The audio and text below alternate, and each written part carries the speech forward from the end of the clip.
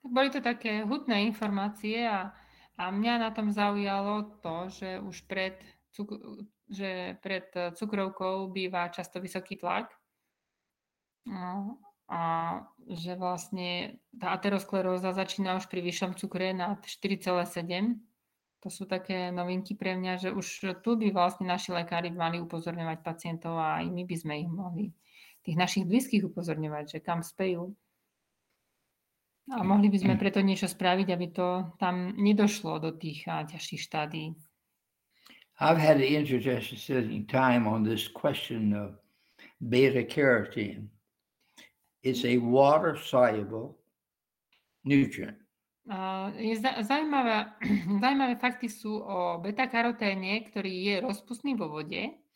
But it's usually covered with oil, and so you can't absorb it unless you have something to handle the oil problem.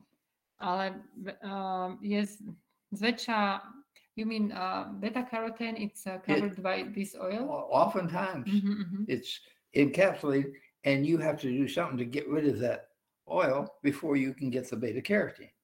In pills? In the food. Takže v strave máme beta-karotény ako keby obalené tukom a že mali by sme niečo sa musí udiať, aby vlastne z toho tuku on sa dostal do našej krvi. Even though it's a water-soluble nutrient, because of the fat around it, you need something to handle that oil. A preto je dôležité mať v strave niečo, čo zvládne ten tukový obal beta-karoténu. So it was published in the literature. Takže vo vedeckej literatúre bolo publikované, that with a salad, že keď jete šalát, that had no oil added to it, ktorý by nemal žiadny olej, you wouldn't get hardly any of that beta carotene absorbed. Tak vtedy by sa z toho šalátu ten beta-karotén nevstrebával. Because you had to have oil because of the fat around it. Pretože je teda ten beta-karotén obalený. So I called up one of the ladies who had her name on the paper, research paper.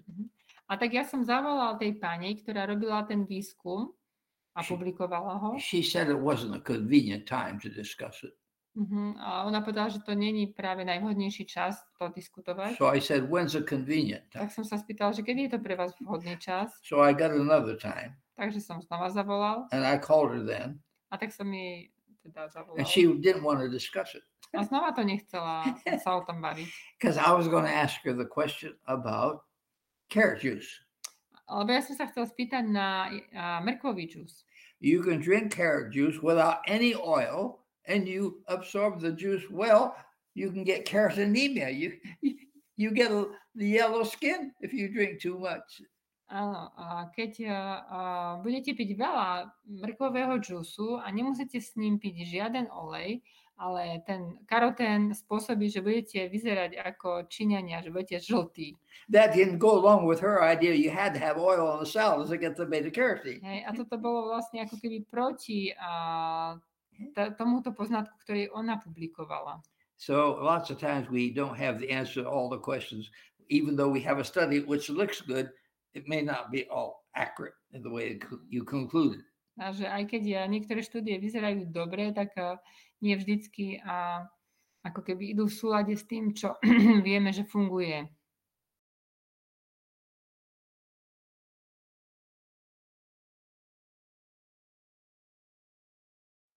That's bad for diabetes. Áno, tieto potraviny nie sú dobré, sú zlé pre cukrovkárov. But you know, even eating white potatoes raises your blood sugar just like ice cream. A je zaujímavé, že vedci zistili, že ak budete jesť zemiaky, ale v Amerike sú to také pečené zemiaky, ktoré sú vlastne ako keby vyzerajú a chutia úplne ako naše zemiakové pyré, tak tie majú rovnaký glykemický index ako zmrzlina. So I have a friend who is a dietitian who will no longer eat potatoes because of the high glycemic index. Takže ja mám priateľku, ktorá je dietologička a prestala jesť pečené zemiaky kvôli vysokému glykemickému indexu. Our general recommendation is for more people to eat more vegetables, but we don't mean potatoes, white potatoes. Takže doporučenie je jesť viacej zeleniny, ale v Amerike medzi zeleninu zaraďujú aj zemiaky, alebo majú vysoký obsah vitamínu C, takže zemiaky nedoporučujú pre cukrovkárov.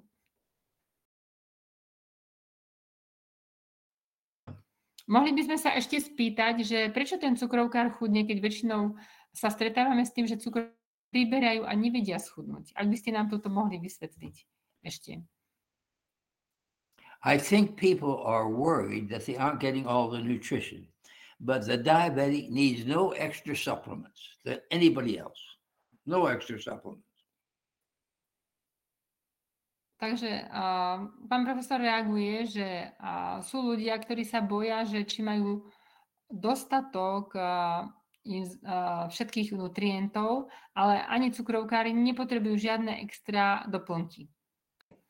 Pán profesor hovorí, že ak by sme mali hovoriť o tomto konkrétnom prípade, tak by musel vedieť viacej konkrétne teda o ňom.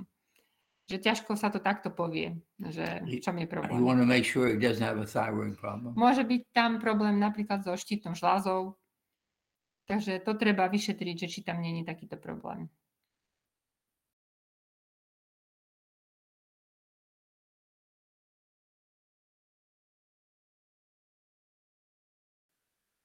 Drinking any alcoholic beverage increases the triglycerides. Pitie alkoholu zvyšuje triglyceridy.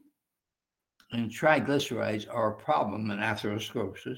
A triglyceridy sú problém pri vzniku alebo zhoršení aterosklerózy. And the diabetics tend to have higher triglycerides because they're more overweight. A cukrovkári mávajú vyššie triglyceridy, lebo sú častejšie obezní. So just aggravates that problem. Takže zhoršuje to tento problém. Yeah. A ja viem, že teda alkohol u cukrovkárov aj vlastne robí veľké výkyvy cukru, teda často robí hypoglykémiu o niekoľko hodín.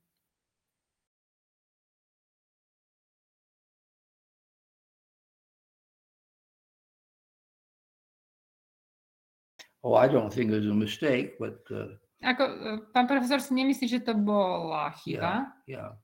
But the glucose is more dangerous if you go low than if you go high. Že cukor môže byť, väčší problém je hypoglykémia ako hyperglykémia. You can get mentally completely off if you're too low. Ak má niekto hypoglykémiu, tak to je vlastne úplne, môže vyzerať úplne zmetený. You've got to get some sugar into that person right away quick. A ten človek si musí dať vlastne hneď cukor, aby si upravil tú hladinu. I had a doctor friend. He had a low blood sugar. We were traveling on a train together and he began to do crazy things. A ja som mal priateľa, lekára, s ktorým sme cestovali vlakom a on zrazu začal robiť čudné veci. We knew he was diabetic. Vedeli sme, že je cukrovkár. And we just figured he had a little problem there. We needed some sugar in him right quick. Takže vtedy sme pochopili, že potrebuje rýchlo zmeniť alebo zvýšiť hladinu cukru. So we got some sugary drink and gave it to him and he cleared up right away. A dali sme mu napiť teda sladký nápoj a sa to stratilo. So you can live quite a bit longer if your blood sugar is high, but if it's low, it can kill you quickly. Ale s vyšším cukrom, s hladinou cukru, ktorá je vyššia, s tou sa dá žiť trochu dlhšie, ale príliš nízky tlak a cukor človeka môže zabiť aj i hneď. A ešte k tej otázke, ja viem o tom, že teda sa našli pacienti, ktorí napríklad už mali diabetické zmeny na očiach, ale ešte podľa teda toho predchádzajúceho stanovenia alebo predchádzajúcej hladiny cukru nemali cukrovku. Preto vlastne sa znížila tá hladina pre cukrovkárov, hladina cukru a na stanovenie cukrovky.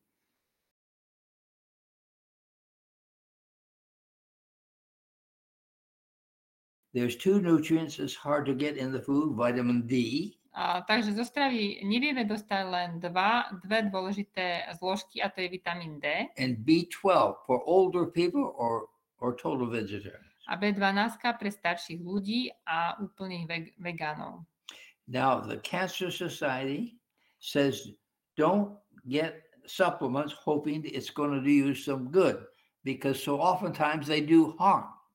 A spoločnosť boja proti rakovine doporučuje neužívať žiadne doplnky výživy, pretože my dúfame, že nám pomôžu, ale väčšinou nám škodia. For example, beta carotene. Napríklad spomínaný beta-karotén. We thought that was so good. Mysleli sme si, že je taký dobrý. We thought smokers would do well to get that. It should decrease the risk of dying from cigarettes. Takže sme si mysleli, že keď ho budú užívať, tak to zníži ich úmrtnosť teda kvôli fajčeniu. They gave it to the smokers and increased their risk of dying. Takže v štúdii ho začali podávať fajčiarom a naopak to zvýšilo ich úmrtnosť. So a lot of these things we think are so good, when you actually try to do it with a person, it doesn't always work out. Takže je veľa vecí, o ktorých si myslíme, že budú dobré a keď ich vyskúšame, tak zistíme, že nepomáhajú. So our national supplement people say smokers don't ever take beta carotene pills. U nás nedoporučujú pre fajčiarov, aby užívali tabletky s obsahom beta-karoténu. And they're just afraid if they take any other supplement, the same thing might happen. A tak vlastne odborníci sa boja, že keď začneme užívať ďalšie potravinové doplnky s obsahom vitamínov, že sa to môže aj u nich zopakovať.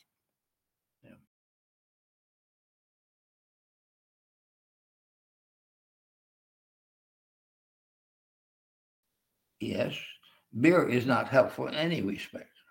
Alcohol raises blood triglycerides. Takže sme spomínali, že pivo nie je nápomocné a zvyšuje teda kalorický prísun, zvyšuje kalórie a zvyšuje aj tvorbu tuku. A z tuku sa potom tvoria tie hormóny, ktoré vlastne ako keby spôsobujú tvorbu tých prs. The biggest study on alcohol has just been completed. A najväčšia štúdia o alkohole bola práve ukončená. Dr. Max Griswold in University of Washington did it. A urobil ju doktor Max Griswold na Washingtonskej univerzite. He studied alcohol use in 195 countries.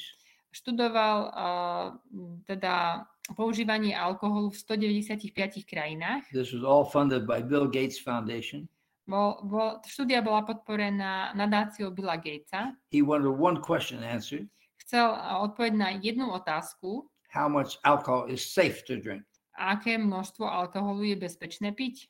And he found the answer. A našiel tú otázku. The answer is 0. A odpoveďná otázka bola 0. Any little bit of alcohol you drink increases your risk of dying from something. Takže akékoľvek množstvo alkoholu zvyšuje riziko úmrtnosti.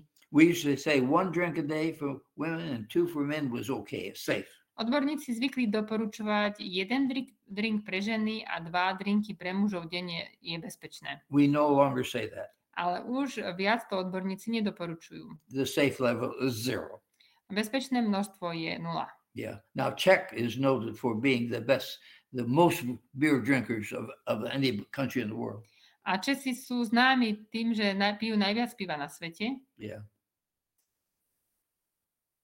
I don't know how it is in Slovakia. No. A neviem, ako je to na Slovensku. We are good in drinking slivovica. That's a plum. Vodka from plums.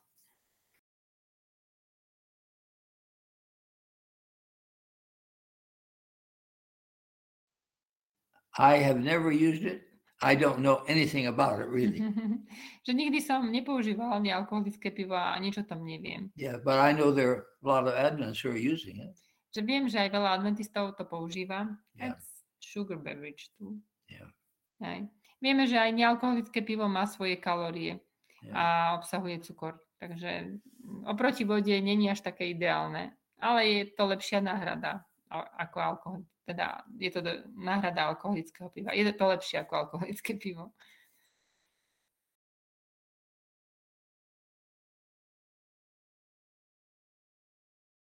Yeah, there have been many places like Weimar that are doing this all the time. reversing diabetes in people who have diabetes. Sú mnohé miesta na svete, kde sa to deje už dlhé 10 ročia, že ľudia sa vyliečia z cukrovky. We've even reversed atherosclerosis. Vieme dokonca liečiť, aj keď to v angličtine sa tak nehovorí, že vlastne ako keby zvrátiť aterosklerózu. So at any age, if you get on the right program, you can reverse a lot of the bad things you've done. A v akomkoľvek veku, keď sa dáte na zdravý životný štýl, zdravé stravovanie, môžete ako keby zvrátiť alebo vyliečiť aj to, čo ste predtým nerobili dobre.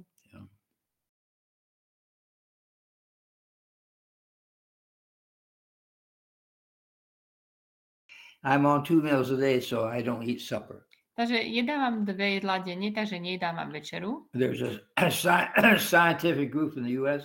that recommends what you eat should be eaten before 2 p.m. and nothing after 2 p.m. every day. Je vedecká skupina, ktorá v Amerike zistila, že to, čo máme jesť, by sme mali zjesť do 2 hodiny a potom už nič. That helps not only weight control, it helps sleep apnea. Pomáha to udržaniu primeranej hmotnosti, teda aby sme nemali spánkové apnoe. It helps your metabolic cycles, keeps the glucose from jumping up and down. A takisto to pomáha metabolizmu, aby cukor neskákal hore-dole. So 2 meals a day now is considered okay. Takže 2 jedlá denne je dnes považované za OK. But the other thing I do is eat lots of cereals, whole grain cereals for breakfast and fruit. Takže čo ja robím, jedávam veľa celozrnných obilnín na raňajky a ovocia. It should be the best meal of the day. To by malo byť najväčšie jedlo dňa. It should be so good that sometimes I eat it twice a day. Takže malo by to byť také dobré, že ja často si dávam raňajky 2-krát denne. But anyway, I like oatmeal waffles. Mám veľmi rád wafle z ovsených vločiek. My wife designed this healthy waffle made out of oats instead of white flour. A moja manželka vymyslela recept, kde namiesto klasických waflí sa dá urobiť perfektné cesto z ovsených vločiek. I put hot fruit on top of it. Navrch si dávam vlastne také ovocie, ktoré je zohriaté. We recommend not using a lot of sugar. Nedoporučujeme používať veľa cukru. But we don't mind the sugar in fruit because fruit is doing such a good job at reducing cancer risk. We say use the fruit even though there's sugar in it. Ale doporučujeme, aby sme používali cukor, ktorý je v ovoci, lebo ovocie je veľmi dobré na prevenciu rakoviny, takže cukor v ovoci nám nevadí. Usually the pastas are made refined without the fiber that we should have. Takže väčšinou napríklad cestoviny sú bez vlákniny. So the whole grains like brown rice is better than the white rice. Takže hnedá ryža je lepšia ako biela ryža. Oatmeal is a good whole grain. What do you eat? I eat oatmeal, I eat brown rice. Takže ja jedávam ovsené vločky, ja jedávam hnedú ryžu. Quinoa. Cornmeal. Kukuričnú kašu. Millet. Pšeno. Yeah. So all those cereals, whole grain cereals are good. A toto sú všetko dobré celozrnné obilniny. And I eat fruits, more fruits than vegetables. Ja jem ovocie, viac ovocia ako zeleniny. But you saw what I said about carotenoids, they are good. Ale to, čo som hovoril o karoténoch, sú dobré. And they're usually in the plant foods, the leafy greens and things like that. A tieto sú najčastejšie v zelenej listovej zelenine. Yeah. So I need to eat more of those. A ja potrebujem viac jesť aj tieto. What about tofu? Tofu is a good food. Even though it's refined, it's one of the best refined foods I know. A tofu je dobrá potravina, aj keď je spracovaná, ale je to jedna z najkvalitnejších spracovaných potravín, ktoré poznám. Yeah. Do you eat tofu? Yes, I use tofu a lot. Ja jem tofu veľa. Mm-hmm. What about beans? Beans are excellent. Strukoviny sú výborné. Beans have more fiber than anything else. Majú viac vlákniny ako čokoľvek iné. Do you eat beans? Yes, I don't eat beans enough though. Nejem dostatok strukovín. But I was giving a sermon in the Turgamureš Third Church one time. A keď som mal kázeň v zbore Tirgumureš v Rumunsku, and I was explaining to the audience how the meat is counteracted in the colon by the beans. a vysvetľoval som, ako strukoviny dokážu strukoviny vlastne robia taký efekt, že to, čo mäso vlastne pokazí, tak tie strukoviny to kompenzujú. If you're eating meat, but eat beans 6 days a week, it counteracts the chance of getting colon cancer. Ak jedávate mäso, ale budete jesť strukoviny 6 krát do týždňa, tak to kompenzuje a zniží riziko vzniku rakoviny. The gypsy on the front row was so excited about that, he couldn't sing the song, the words. He just sang, God praise the beans, God praise the beans. A jeden Róm, ktorý bol v prvom rade, bol taký nadšený, že nedokázal spievať záverečnú pieseň, ale spieval len Bože, požehnaj strukoviny, Bože, požehnaj strukoviny. But it is interesting how beans counteract the bad effect on the colon of the meat. A je zaujímavé, že strukoviny kompenzujú negatívny účinok mäsa.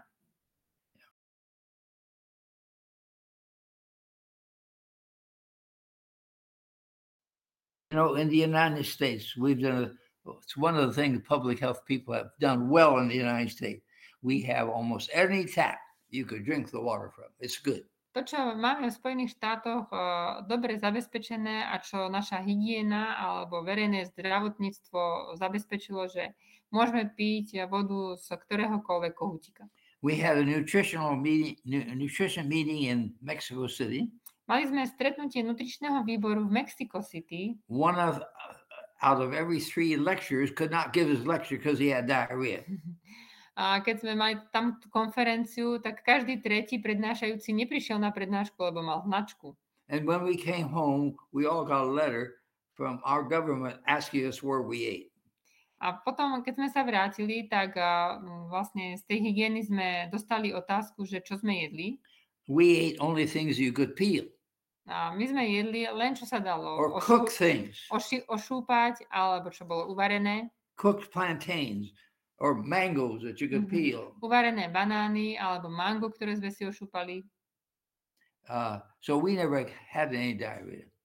Aha, a my sme napríklad nedostali hnačku. But most countries of the world, it's a problem with good water supply.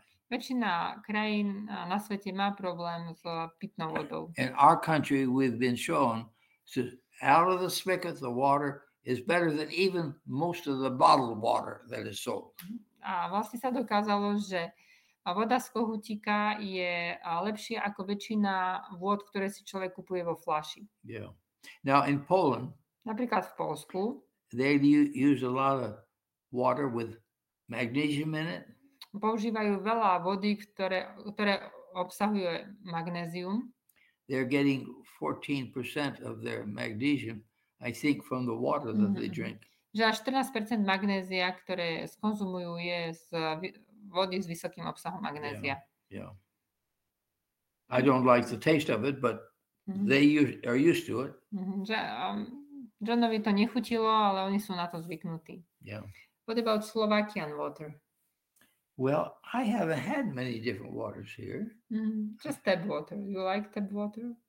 I like tap water. Pýtam sa na Slovensku, že aká voda mu u nás chutí, tak on povedal, že nevyskúšal veľa iných druhov vody, ale že mu chutí normálne voda u nás z kohútika. Yeah. Nemal žiadne problémy.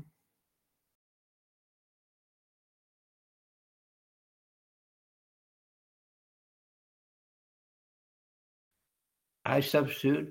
At my age, I have to have it because I don't get enough. V mojom veku musím si už užívať doplnky, pretože nemám dostatok B12. And I take at least 500 microgram tablets. A ja používam najmenej 500 mg tablety. Because 1% is absorbed by passive diffusion. Pretože 1% sa vstrebáva pasívnou difúziou. So that means I'm absorbing about 5 micrograms a day. Takže to znamená, že absorbujem okolo 5 mikrogramov denne. And that's enough. A to je dosť. To sú také žuvacie tabletky. That's better than expecting to get it from fortified foods. Že je to lepšie, ako keby som sa spoliehal na to, že dostanem, že B12 budem mať v potravinách, ktoré sú obohatené o B12. Yeah. Takže myslím, že tá prednáška bola taká zaujímavá, obohatila nás o nové pohľady na cukrovku a o tom, ako spolu súvisí vysoký tlak, infarkty, cukrovka a že je dobre teda cukrovke utiecť a radšej behať alebo cvičiť každý deň a nedostať ju. A to, čo ste sa dozvedeli, podajte ďalej.